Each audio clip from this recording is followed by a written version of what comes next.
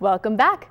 Big news for Harry Potter fans. Author J.K. Rowling announced that she will be releasing a new story about one of Harry's most bitter enemies, just in time for Halloween. The story of Harry's delightfully evil teacher, Dolores Umbridge. Rowling made the announcement just earlier this week. The 1,700-word story will be released on Rowling's website, pottermore.com. If a zombie apocalypse were to break out, would you be safe? Well, according to the Huffington Post, the worst place to be during the apocalypse is in Honolulu. The next worst places are New York City and Newark, New Jersey. Denver comes in at number 12 on the list. The list is compiled using such factors as highest walk score, lowest walk score density, and lowest hospital density. So if the zombies come, locate your closest hardware store and get ready.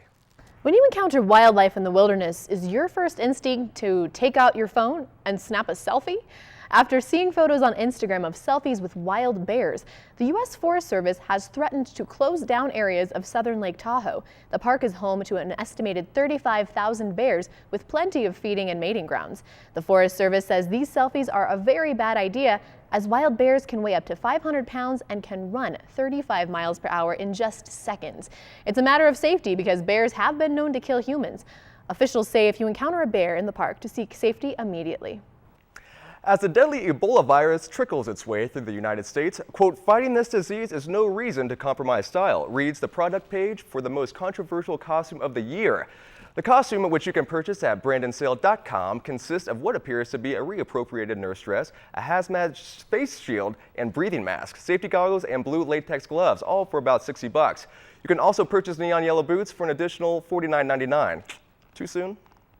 Yet another costume controversy is spreading across the country. Walmart is apologizing for their plus-sized costumes labeled online as, quote, fat girl costumes. This offensive label has pushed several consumers away from shopping at Walmart this Halloween. A spokesperson for Walmart issued a statement apologizing for the label, saying it is unacceptable and should never have been put on the website. Well, there was no treat for one Halloween lover in California after police shut down his homemade music and light spectacular. The Riverside Press Enterprise says Kevin Judd used 12,000 lights at his friend's home in Riverside, California, and was drawing crowds of 2,000 people a night. On Sunday, the police responded to noise and traffic complaints and shut down his light display. This Wednesday, however, Judd received permission from his neighbors and an official permit to continue his popular holiday show. Champ Bailey, a former Broncos cornerback, is set to retire from the NFL. Arguably one of the best defensive players in Broncos history, Champ Bailey announced his retirement Tuesday. Bailey spent the final 10 seasons of his 15-season career with the Broncos and was honored with a record 12 Pro Bowl selections. This season, Bailey had signed with the New Orleans Saints, but a foot injury came around preseason and he was released by the Saints before the season opener. But this marked his retirement in the books as a Bronco. Eventual induction into the Pro Football Hall of Fame seems certain for Bailey, and once a Bronco, always a Bronco. And folks, TLC has canceled their hit show Here Comes Honey Boo Boo after a scandal emerged. The family of 9-year-old pageant star Alana Honey Boo Boo Thompson saw their reality show vanish after lurid details emerged about June Shannon's alleged relationship with a convicted sex offender.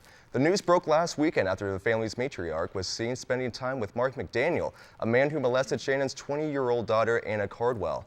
He was recently released from jail after he served time for aggravated child molestation. If Child Services determines the children, who are all under 18 years old, are in any danger, Shannon could lose custody of all of her children. Dorothy from The Wizard of Oz is well known for clicking her ruby slippers, and soon phone users will be able to do the same. But don't worry, sparkling red heels are not required.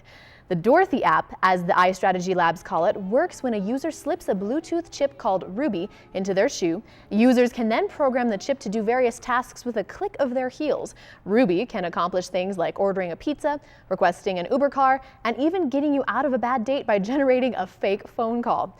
But don't get too excited just yet. The Dorothy app is still considered a prototype, as the company is working to expand its functionality.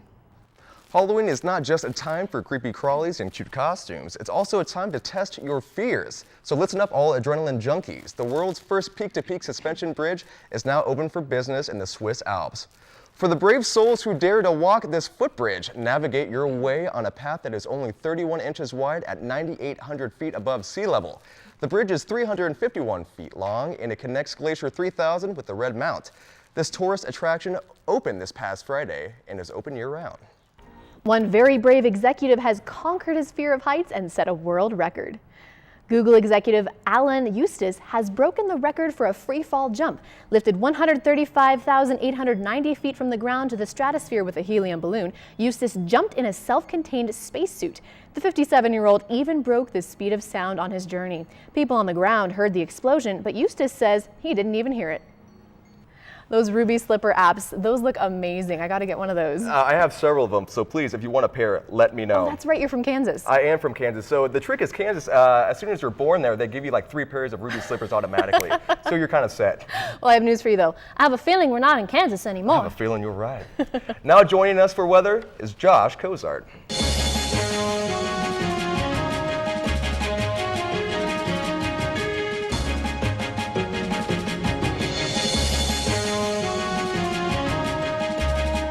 Speaking of crazy Kansas, we got some crazy Colorado weather happening right here. Still, this cloud is formed in our studio. It's absolutely crazy, but let's take a look at what our temperatures are going to be for today. Denver, we are going to see a high of 73 degrees, DIA at 74, Boulder 71, and down the Springs at 69 degrees. Beautiful sunny skies all across Colorado for Saturday, but today inside still chance of clouds. Now let's take a look at what Sunday's going to look like. We got some changes for Sunday. Denver, we are going to see a high of 66 degrees, DIA at 67, and Boulder at 62, 65 down in the Springs. And if you take a look at Lamar over here, 81 degrees, really toasty for them out there. And again, beautiful sunny skies for your Sunday. Now let's take a look at what our national map has in store for us this week. We have this big stationary front just starting to sweep down next to Colorado. That's what's going to kind of get some of this precipitation fired up in the southern mountains. We could see a flurry or two, 10,000 feet and above as well. And in California, just getting torrential downpour, even some snow up in the higher elevations as well. East Coast, same story, really wet and sloppy out there, and snow down in the Kentucky and Tennessee area as well. Sunday, things start to quiet down just a little bit for Sunday.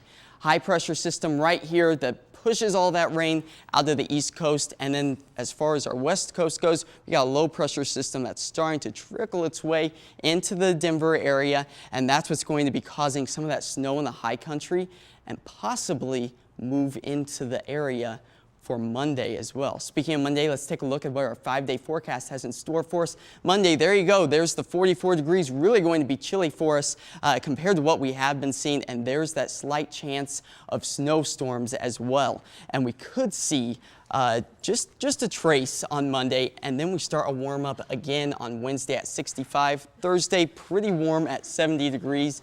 Friday, 68. And then just a friendly reminder that we do have a time change this weekend as well. Sunday, November 2nd at 2 a.m. If you want to wake up exactly at that time, you can turn your clocks an hour back. You'll get an extra hour of sleep, and the sun will start to go down just a little bit earlier in the day. Fantastic. I love your costume. I think you win. You win. Absolutely. You Thank have to you. win best costume of It's the day. amazing. Well, the magic of the green screen kind of disappeared a little bit. It is I'm amazing, It's all right. creative. It's all right. It's actually a sombrero. So it's pretty crazy. You just put cotton on Very it. nice. Very nice. Nice. Up next, we find out where kids can find the best trick-or-treat neighborhoods. We'll be right back.